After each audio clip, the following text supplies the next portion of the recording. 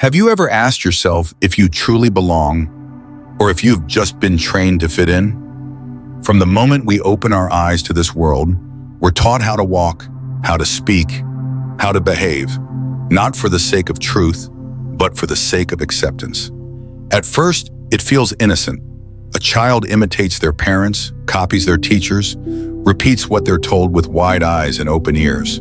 They're praised when they conform, gently corrected when they wander too far. And so, like clay pressed into a mold, we begin to shape ourselves around what others expect. Not because it's right, but because it's rewarded. Belonging becomes a kind of invisible currency. You do what you're told, and in return, you're accepted. You don't question too much, and you're welcomed. You agree with the crowd, and you're embraced. The approval feels warm, almost addictive. We become experts at blending in, mirroring the thoughts of others, laughing at the right jokes, believing in ideas we've never chosen, simply because everyone else believes them. And in this performance, something strange begins to happen. You start to forget where the act ends and where you truly begin. This is how the herd forms, not as a physical group, but as a psychological structure. A system of reward and punishment where comfort is given to those who conform, and quiet rejection awaits anyone who dares to stand alone. You're not told to stop thinking. You're just praised every time you agree and ignored when you don't. It's subtle, but effective. By the time we reach adolescence, most of us are already fluent in the unspoken rules of social survival. Don't challenge what's sacred. Don't be the outlier. Don't make people uncomfortable. In high school, in college, in the workplace, the message echoes beneath the surface. If you want to belong, you have to blend in. Even if it means erasing parts of yourself to do it. And so we learn to suppress. We bite our tongues. We laugh at things we don't find funny. We stay silent when something feels wrong. We dress the way we're expected to, speak the way we're supposed to, and carry a version of ourselves that's more digestible to the people around us. It becomes second nature. And little by little, the voice inside grows quieter. Not because it has nothing to say, but because no one ever truly listened. The tragedy is not that we conform. Sometimes conformity is necessary. We all need community. We all need connection. The tragedy is that we mistake conformity for belonging, and we begin to believe that we are only valuable when we are agreeable. But what happens when you start to feel the friction? When your thoughts no longer align with the collective? When your questions disturb the comfort of those around you? You begin to see it for what it is. The so-called belonging you once felt was never unconditional. It was transactional. And the moment you stop mirroring the herd, that acceptance starts to fade. You notice it in the shift of tone, the awkward silence when you express a dissenting view, the subtle distance when you no longer laugh along, the coldness in familiar eyes that once looked at you with warmth. It hurts, not because they've changed, but because now you see it clearly. You weren't accepted. You were tolerated on the condition that you stayed in line. This realization doesn't arrive all at once. It creeps in during quiet moments. A late-night conversation that leaves you feeling empty. A meeting where your ideas are dismissed because they challenge the norm. A family gathering where your silence feels safer than your truth. One by one, these moments become a mirror, reflecting back a version of yourself you barely recognize. And that's where the shift begins. Not with rebellion, not with rage, but with a quiet, almost painful awareness. I don't belong here. Not because I'm wrong, but because I've stopped pretending. And from that point on, you can't go back. Not really. You can try to play the role again, but it feels hollow. The applause that once comforted you now rings empty. The nods of approval feel more like chains than validation. You realize that belonging, true belonging, has nothing to do with fitting in. It has everything to do with being seen as you are and still being accepted. And that's something the herd can never offer. Because the herd doesn't love people. It loves reflections, echoes, repetition. So you begin the most difficult journey of all, the journey back to yourself. It begins with imitation. Not out of weakness, but out of a natural desire to connect. As children, we mirror what we see around us, gestures, beliefs, emotions. It's how we learn to survive, and more than that, how we learn to belong. But over time, this imitation solidifies into a pattern that goes deeper than behavior. It becomes a structure of thought, and within that structure, a quiet expectation takes hold. Think like us, feel like us, and speak like us, or risk being seen as a threat. This is how the psychological herd operates. It doesn't need to shout. It doesn't need to coerce. It functions through an invisible economy of approval, where every nod, smile, and gesture reinforces what's acceptable and what is not. It rewards agreement and punishes divergence, not with violence, but with something more subtle: exclusion. There is no command to conform, because conformity becomes instinctive. Most people don't even realize they've been trained. They believe they're thinking freely, when in reality, their thoughts are the echoes of the collective. And in that illusion of freedom, real thought quietly dies. Not because it was forbidden, but because it was never truly welcomed. You feel it the first time you say something that doesn't align with the group, and the room grows cold. Not angry, just withdrawn. People don't argue, they don't debate, they just stop looking at you the same way. Their smiles become thinner, their words more cautious. You haven't hurt anyone, but you've disrupted something more sacred than truth: comfort. The herd doesn't want clarity to be saying, wary, it wants calm, it wants peace, even if that peace is built on denial. And the moment you bring in friction, by thinking too clearly, seeing too deeply, you disturb the artificial harmony. Suddenly you become difficult, intense, or too serious. You haven't changed, but now your presence demands others to confront things they'd rather avoid. And that is enough to make you feel like an outsider. What makes this system so powerful is that it lives inside you. You don't need anyone to silence you, you do it yourself. Before you speak, you edit. Before you act, you hesitate. You carry an internal filter shaped by years of subtle conditioning, telling you which parts of yourself are acceptable and which are not. And that filter doesn't just protect you, it confines you. The psychological cage isn't made of bars, it's made of beliefs. Conditioned reflexes. Emotional contracts you never agreed to but still follow. You start to realize that most of your moral compass wasn't chosen. It was inherited, installed, reinforced by repetition, not reflection. The realization comes slowly, and when it does, it changes everything. You begin to see that what passes for virtue in the herd is often just fear dressed as goodness, silence dressed as respect, obedience dressed as moral strength. And once you see it, you can't pretend anymore. You don't break out of the cage with rage. You slip out of it with quiet refusal. You begin to reclaim the parts of yourself you buried to fit in. And that quiet defiance, the refusal to keep living a lie, is where your freedom begins to take shape. Obedience is often mistaken for virtue. It's praised in schools, rewarded in families, and expected in society. From an early age, we're taught that following the rules is a sign of character, of being good. But very few stop to ask, good by whose standards? Obedience becomes a silent agreement, a way to be seen as kind, responsible, mature. And so we follow, not because we've understood the moral weight of our actions, but because we fear what might happen if we don't. At first, this obedience feels harmless, even comforting. You're not alone in your decisions. There's a structure, a sense of rightness that comes from doing what others expect. It makes life easier, more predictable. But over time, something changes. Obedience stops being a conscious act and becomes reflex. You're no longer choosing to comply, you're programmed to. This is where the danger lies. When obedience becomes institutionalized as virtue, it no longer needs to be enforced. It becomes internalized. People begin to believe that silence in the face of injustice is wisdom, that politeness in the presence of cruelty is maturity, that neutrality in moments of moral crisis is somehow noble. And they're celebrated for it, not because they've done something brave, but because they haven't caused discomfort. This kind of obedience isn't passive, it's paralyzing. It removes the space for genuine thought and authentic emotion. You no longer ask what's right or wrong, you ask what's acceptable. You measure your values against social approval instead of truth. You act not from conviction, but from habit. And slowly your moral compass begins to erode. Not because you've lost it, but because you stopped using it. You tell yourself you're being peaceful, but deep down, you know it's something else. It's fear. Fear of confrontation. Fear of being the odd one out. Fear of losing your place in the group. And so you stay quiet even when your heart is screaming. You smile through moments that make you sick inside. You nod while feeling something twist in your gut.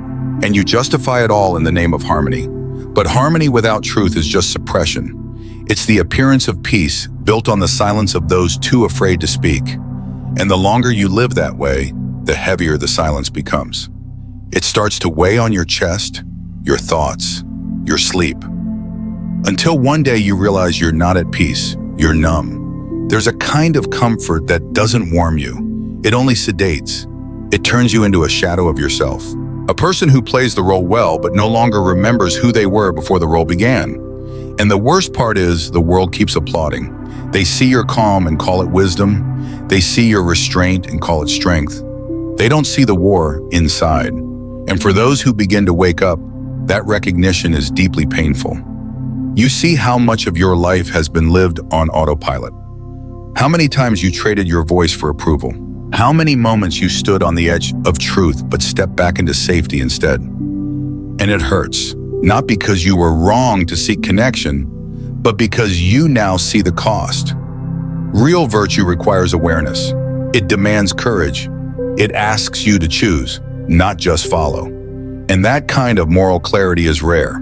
Not because people are bad, but because they've been taught that obedience is always right, even when it blinds them, even when it breaks them. To awaken is not to rebel for the sake of rebellion. It is to remember that your conscience was never meant to be outsourced. That silence is not always respect.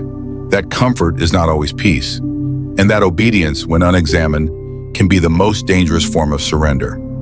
Guilt, when pure, can be a moral compass, a quiet voice guiding us back to what is right when we stray.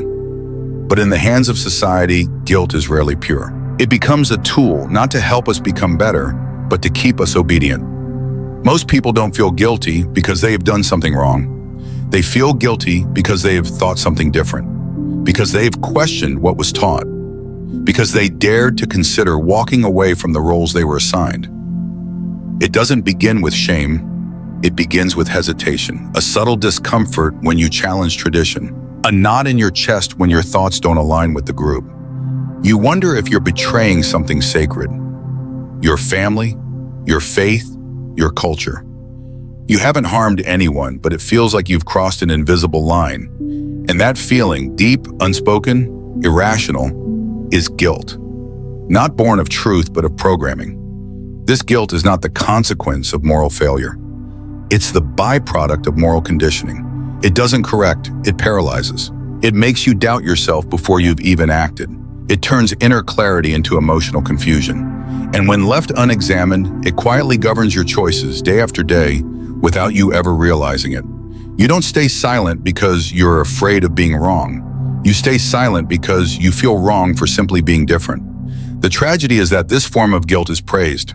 Society calls it conscience. But real conscience is born from reflection, not repetition. Real conscience arises when you confront reality and choose your values with your own hands, your own heart. What most people carry is not conscience.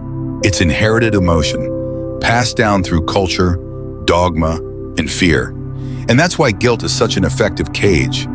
It doesn't just silence your voice, it makes you ashamed of ever having one. It convinces you that your inner rebellion is selfish, that your hunger for truth is arrogance, that your desire to break away is dangerous. Not to others, but to your own soul, and so you stay.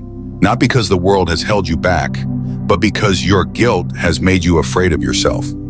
This is why many people never leave the herd. Not because they agree, not because they're at peace, but because the weight of guilt is heavier than the promise of freedom. They would rather feel safe in shame than risk the loneliness of authenticity. They would rather apologize for their mind than defend it. But once you begin to see that your guilt was planted, not earned, everything shifts. You stop asking, "What's wrong with me?" and begin asking, "Who taught me this was wrong?" And that simple change in question is the beginning of liberation. Not from society, but from the silent mechanisms inside you that kept you small. To reclaim your life, you don't just need to speak out. You need to strip guilt of its disguise. You need to see it for what it is, a leash passed down in the name of morality. And when you finally drop it, not in anger but in clarity, you take your first real step toward becoming free. Breaking away from the herd is rarely an act of rage. It doesn't begin with shouting or fists in the air. It begins in silence, in the quiet ache of someone who can no longer pretend. You reach a point where the words spoken around you sound hollow, where the smiles feel rehearsed, where the values you're expected to uphold no longer make sense to your heart. And in that stillness, something fractures. Not the world around you, but the illusion within you. The first rupture is invisible. No one notices it but you. It happens on an ordinary day, in an ordinary moment. A conversation that leaves you emptier than before, a decision that feels like a betrayal of your soul, a truth you can no longer unsee. And suddenly, everything that once felt stable begins to tremble. The roles you played, the ideas you carried, the people who once felt like home, all of it begins to slip through your fingers like dust. You don't feel brave, you feel lost. The herd doesn't warn you that the price of authenticity is abandonment, that when you stop nodding in agreement, people will start looking at you like a stranger. And not just strangers, family, friends, coworkers, people you love. They won't understand. They'll ask what changed. They'll say you've become distant, cold, arrogant, but the truth is you haven't changed. You've just stopped lying. And that's what hurts the most. Not the anger from others, but the absence. The silence that follows when you no longer fit into the script. You begin to see how fragile belonging truly was, how much of it depended on your ability to conform. And when that conformity dissolves, so does the connection. You walk into rooms and no longer feel seen. You speak and no one really hears. You're surrounded but alone. There's a loneliness that hits when you realize your thoughts no longer echo anyone else's. When the language of the collective no longer fits the shape of your truth. It's not a dramatic exile, it's a slow unraveling. A fading out from conversations, relationships, spaces you once cherished. And though part of you wants to return, to rebuild those bridges, you know deep down they were never built on truth, only on performance. This is the threshold most never cross, not because they lack intelligence, but because they can't bear the emotional cost. The fear of being misunderstood, the ache of isolation, the guilt of disappointing others. It's enough to keep most people locked in roles they've outgrown. They choose comfort over clarity, belonging over authenticity. And who could blame them? The path of truth is steep and empty at first, but even in the midst of that emptiness, something stirs, a presence, a quiet strength. You begin to sense that the solitude you're experiencing isn't punishment, it's preparation, that the silence surrounding you is not a void, but a space being cleared. Not for retreat, but for rebirth. The more you walk away from what no longer fits, the closer you move towards something real. You may not know what that is yet. The next place hasn't revealed itself. But what you do know is this: you can no longer stay where you were, not because you hate it, but because it no longer holds the weight of your truth. And leaving, as painful as it is the most honest thing you've ever done. There comes a moment in every awakening where words begin to fail. You've tried to explain your shift to friends, to family, to those who still live comfortably inside the framework you've left behind. You've reached for language, hoping it could bridge the gap between your clarity and their confusion. But no matter how carefully you choose your words, they don't seem to land. They're met with glazed eyes, uncomfortable laughter, or polite nods that say everything except, "I understand." And that's when you begin to withdraw, not out of bitterness, but out of necessity. This silence is not weakness.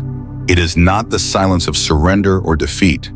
It is the silence of someone who has realized that truth doesn't always need to be spoken to be real. That some things once seen can no longer be translated into a vocabulary built for comfort. The deeper you go into your own clarity, the more you understand that speaking is not always the way forward. Sometimes the most powerful act is to say nothing at all. In a world addicted to reaction, silence becomes rebellion. It unsettles people. It disrupts the performance. When someone stops defending themselves, stops justifying their path, stops begging to be understood. It challenges the unspoken rules of the collective. You become harder to categorize, harder to manipulate, because you are no longer playing the same game. And the herd senses this. Your silence doesn't make you invisible. It makes you dangerous, because it reveals something most people are trying desperately to avoid. The possibility that there is a life beyond approval, a life beyond an explanation, a life lived from a place that doesn't require permission or applause. Your refusal to react is not indifference, it is mastery. This silence holds weight. It's dense with unspoken understanding. It says, I no longer owe you a version of me that fits your expectations. It says, I have nothing to prove because I know who I am. And when that kind of silence fills a room, it does more than speak. It exposes. It highlights the noise others make to cover their fear. It draws attention to the emptiness behind loud virtue, to the performance behind public morality. But this silence is not easy to carry. It's forged in pain, in the disappointment of failed conversations, in the grief of disconnection, in the solitude of not being understood. Only those who have tried, who have stretched themselves thin, trying to explain their truth to a world that resists depth, understand the kind of fatigue that leads to this silence. And so, the choice to stop explaining is not an act of arrogance, it is an act of preservation. You stop translating your soul into a language that the world was never listening to. You stop burning your energy trying to convince others of your sincerity. And in that stopping, you reclaim something sacred. Your inner space, a quiet field where you can breathe again, where your thoughts are no longer shaped by the need to be received, but by the desire to be real. This is the strength of silence. Not emptiness, but fullness. Not withdrawal, but presence. It is the sound of someone who has survived the chaos of conformity and now walks forward, not louder, but deeper. No longer moved by the need to explain, only by the need to remain true. Solitude begins as a void. When you step outside the boundaries of the herd, what greets you is not freedom, but absence. Absence of familiar voices, absence of validation, absence of the scripted comfort you once relied on.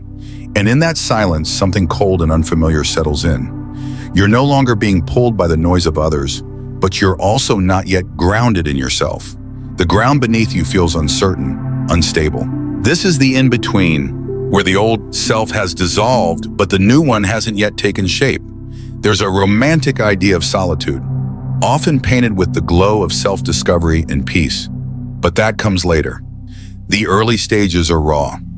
You walk through days filled with questions that echo unanswered.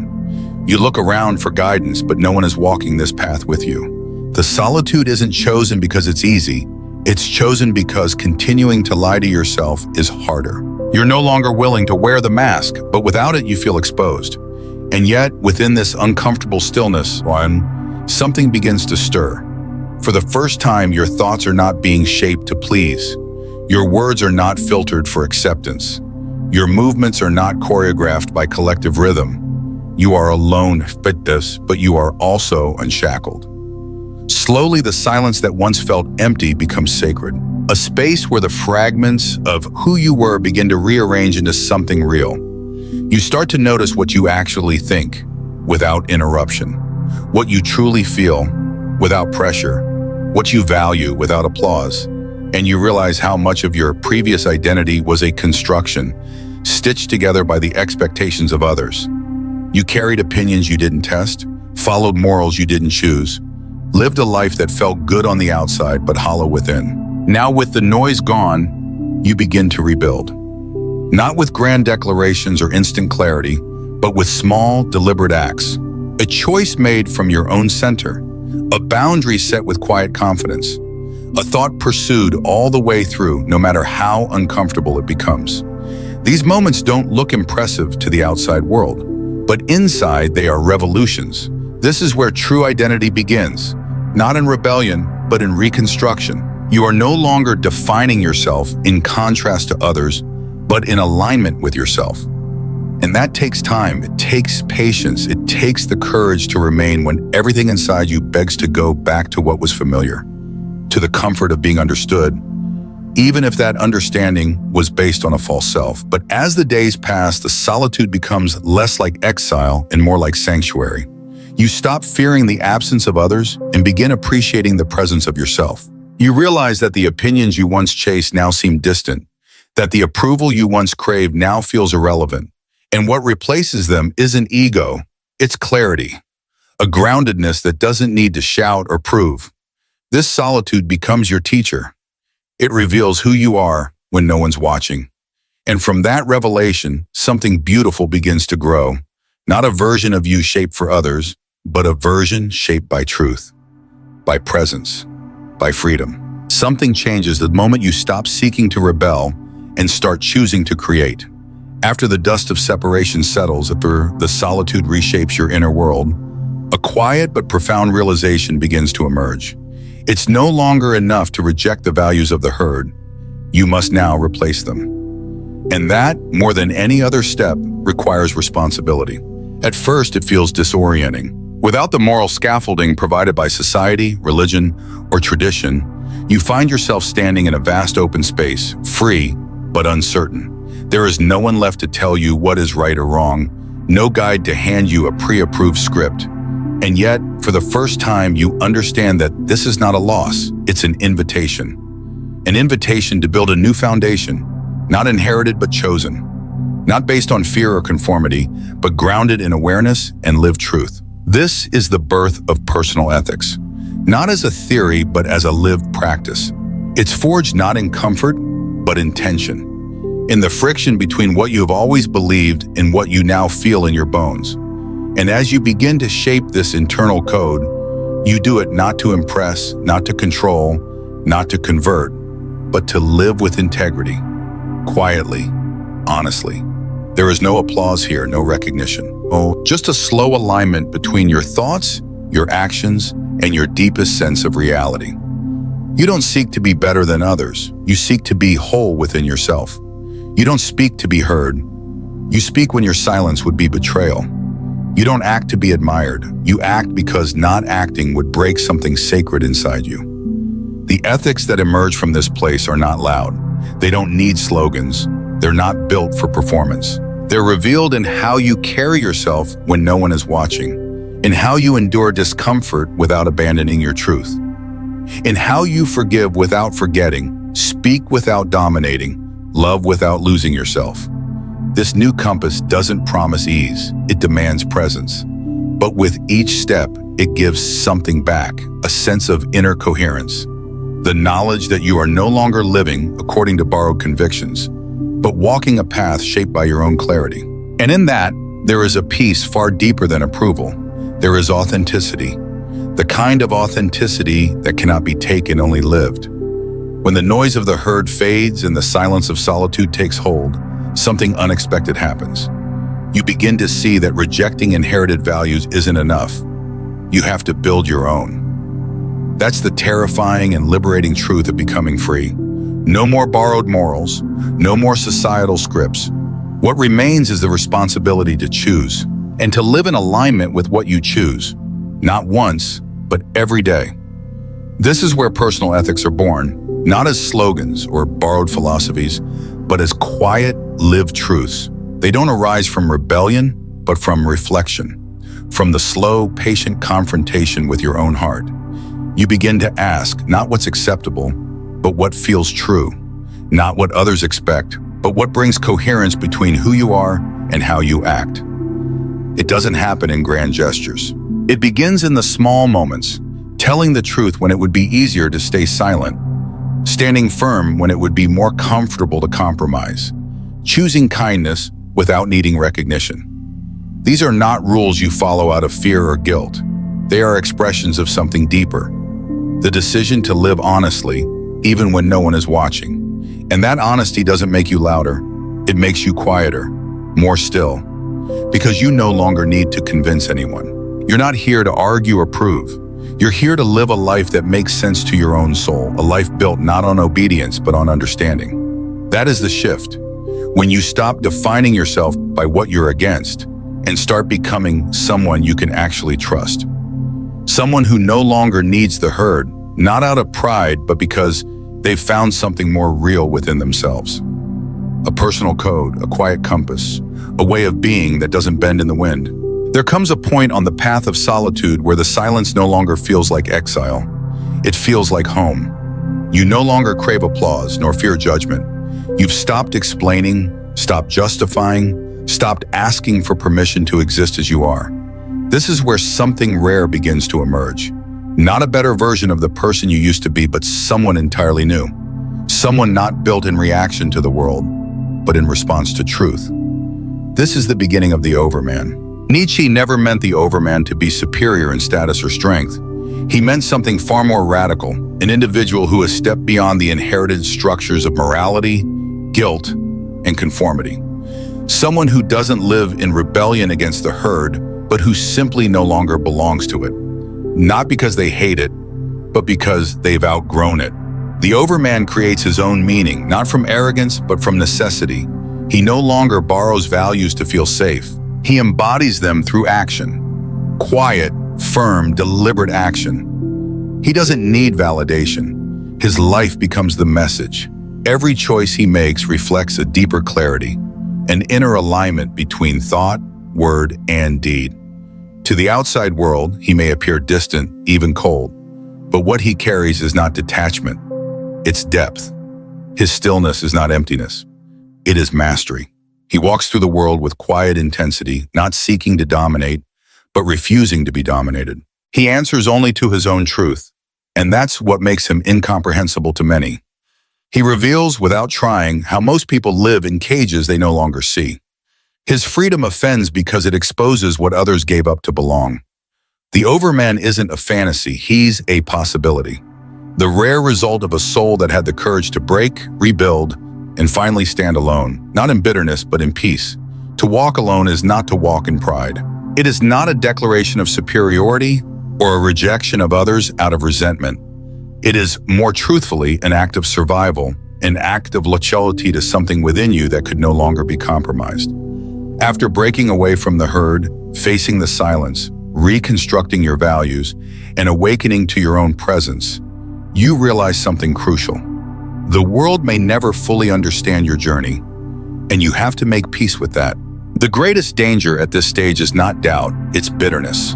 The temptation to look back in anger, to carry resentment toward those who judged you, left you, or misunderstood your truth. But bitterness is just another form of bondage. It ties you to what you've already left behind. It clouds the very clarity you worked so hard to uncover. To truly walk alone, you must walk in peace. That doesn't mean forgetting what hurt you. It means no longer being defined by it. It means moving forward with eyes open, heart steady, and soul unchained.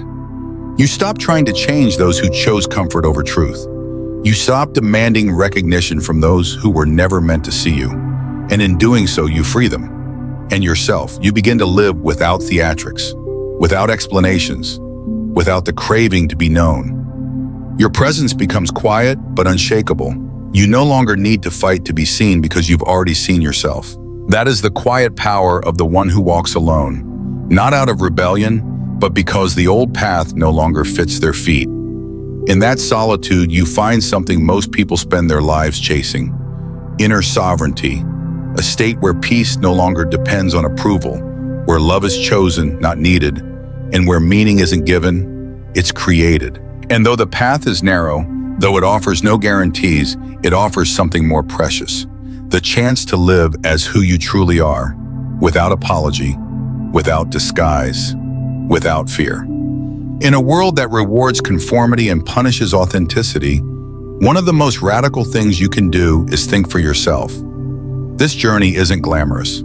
It's lonely, painful, and often misunderstood.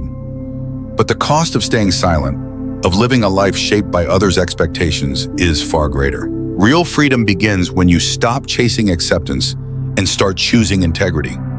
Even when it isolates you, the lesson is clear. You don't owe the world a version of yourself that fits its narrative. You owe yourself the courage to become who you truly are, even if that means walking alone. Break the reflex to please. Question what you've inherited, and above all, resist the guilt that comes from saying no to roles that were never yours to play. You won't find peace in applause. You'll find it in quiet alignment, when your thoughts, values, and actions finally move as one. And from that place, you'll build a life not of rebellion, but of quiet strength. A life rooted not in the need to be seen, but in the power of being real.